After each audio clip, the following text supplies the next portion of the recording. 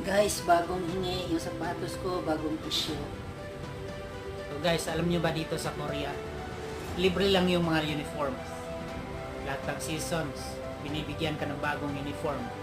Winter jacket, yung pang summer, binibigyan ka rin. Lahat po yan, libre lang. Head to toe. So, uniform sa taas, tsaka pang ibaba, pantalon. Pati shoes, binibigyan ka. Pag swerte ka, pati bahay mo. Pati pagkain, meals, pag nagtatrabaho ka, libre yan. Ano pang hinihintay mo? Punta ka na dito sa Korea, mag-exam ka, pag-igihan mo, mag-study ka ng Korean language para makapunta ka ng Korea.